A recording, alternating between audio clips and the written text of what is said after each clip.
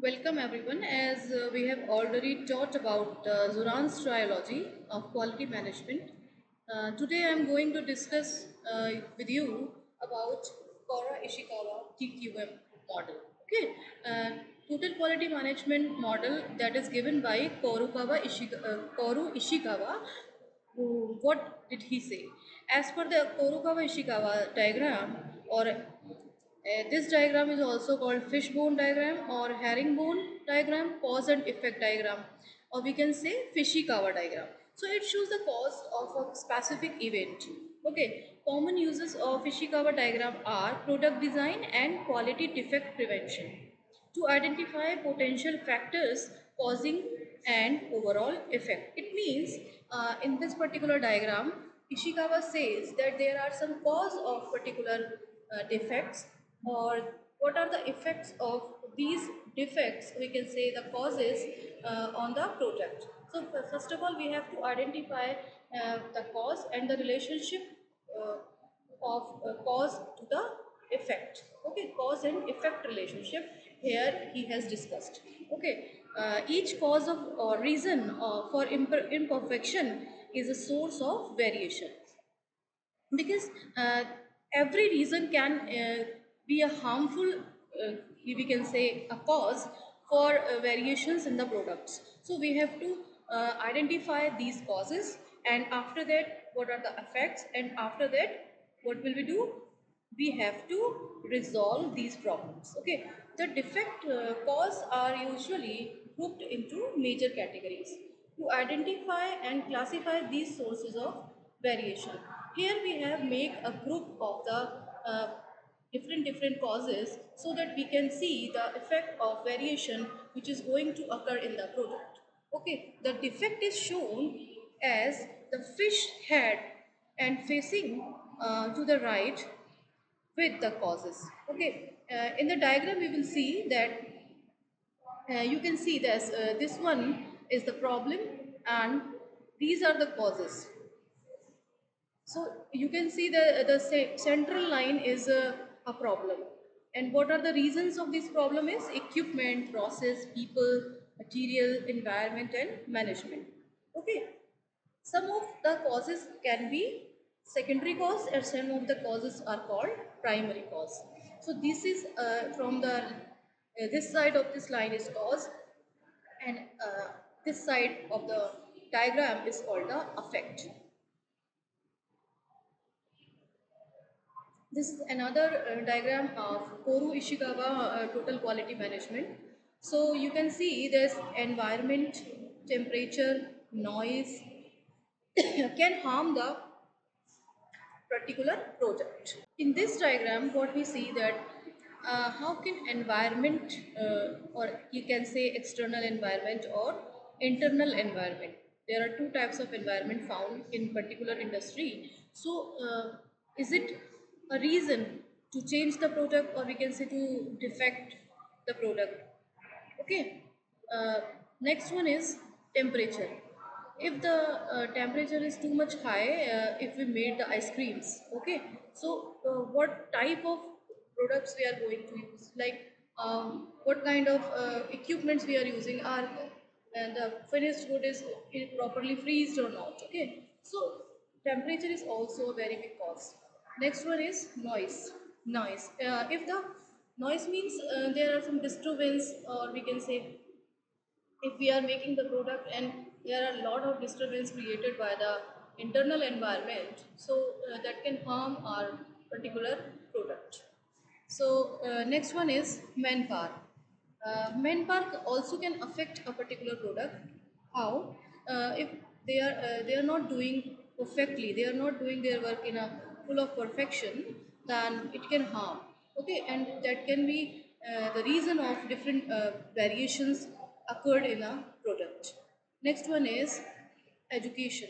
Education is also a very important factor, we can say, to implement the things, we can say, or creativity in the product. If you are not doing any creativity with the products, so that can be obsolete, or we can say that cannot that much effective as a particular skilled persons. Okay. Next one is motivation, wage. Wage means salary or per day income generated by a people, or we can say a employee. Okay. Next one is hardware. Hardwares and softwares of the machines also affect to the your particular product and can create a harm or can create a bias in the product. Okay. If the hardware is not properly installed, the drive are not properly working, so it can we can say if you are saving the data can damage or can say and the particular diagrams which you have made can be deleted from particular groups or we can say your systems. Next one is material and procurement. Yeah, material and its procurement. It is also a very big concern to make a particular finished good.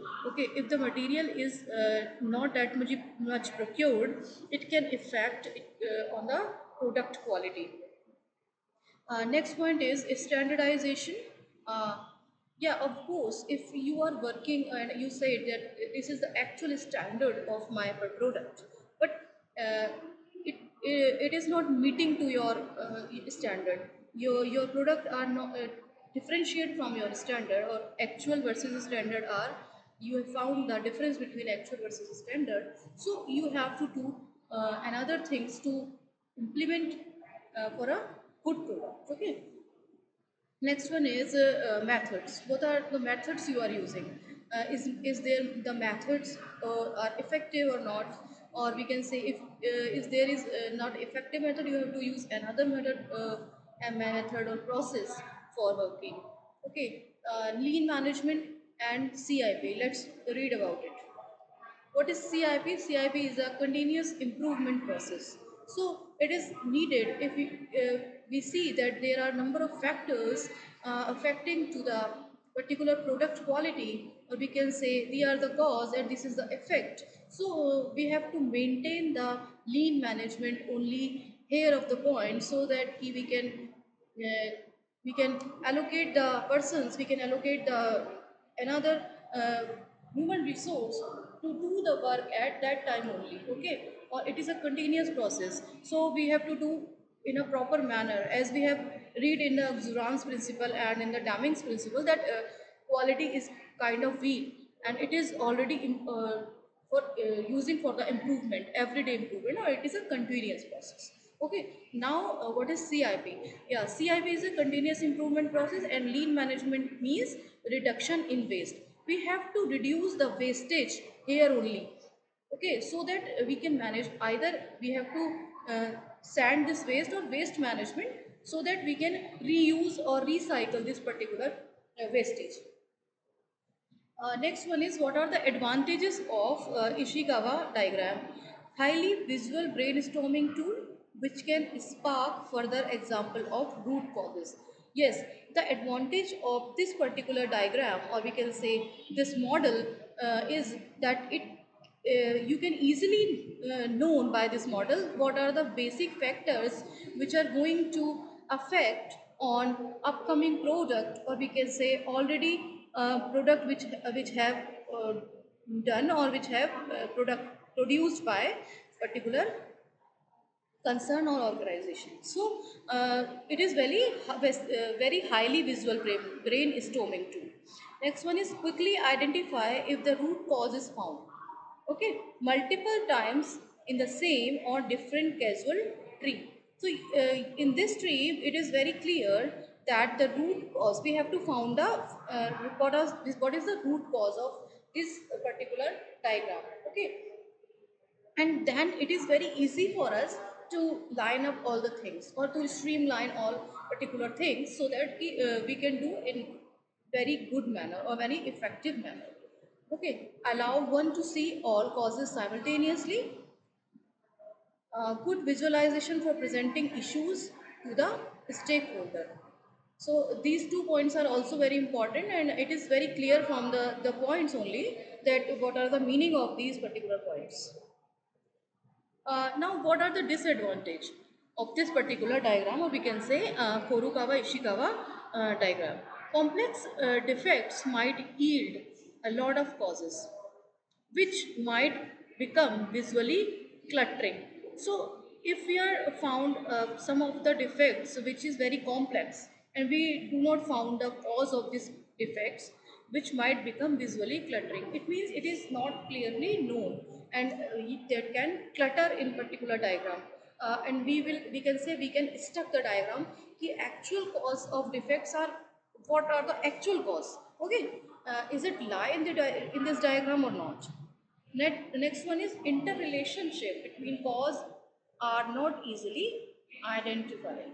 So we have to, this is also a disadvantage, that there are number of causes and they are also interrelated. Atmosphere can be related to the environment, and environment can be related to the atmosphere. So first of all, it is very, make it very clear that what are the basic factors can cause to the particular product. Okay. Now let's move towards the quality circles.